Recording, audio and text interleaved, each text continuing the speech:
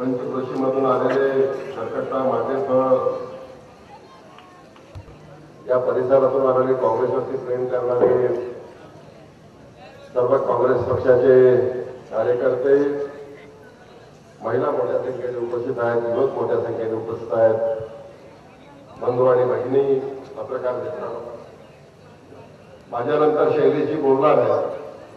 शैलेजी म्हणाले की आपल्याला म्हणजे मला वेळ कमी पडू नये म्हणून त्यांचा थोडासा वेळ मी घेतो की नाना हे उद्याच्या निवडणुकीमध्ये 50,000पेक्षा अधिक मताची लीड घेऊन निश्चितपणे निवडून येईल।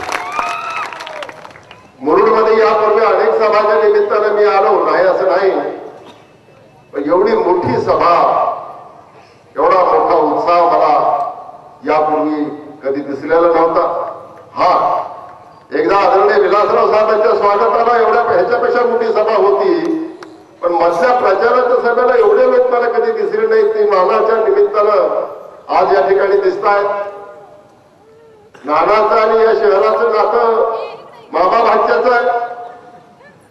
भाच्याचे सगळे कार्यक्रम जरी झाले तरी एका कार्यक्रमाला मात्र मामा पाठीमागे उभा राहायला लागतो मंगल कार्यालयाच्या वेळेस। आणि म्हणून मुरुडचं जे काही राहिलेलं आहे आता विकासाचं काम, आतापर्यंत आम्ही सगळे पाठीमागे उभे होते तरी शिल्लक राहिलं होतं, आता मात्र साक्षात मामाच पाठीमागे उभे राहत असल्यामुळं मला वाटत नाही की आता 2 हाताचे 4 हात झाल्याशिवाय म्हणजे विकासाच्या बाबतीमध्ये राहतील। आणि निश्चितपणे करू, मामा कुठे कमी पडले तर आम्ही आहोतच।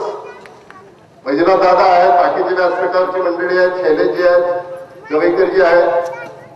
मुरुड म्हणजे या जिल्ह्याचं खरं म्हणजे मुख आहे, मुख, गेटवे ऑफ लातूर जिल्हा ज्याला म्हणतो।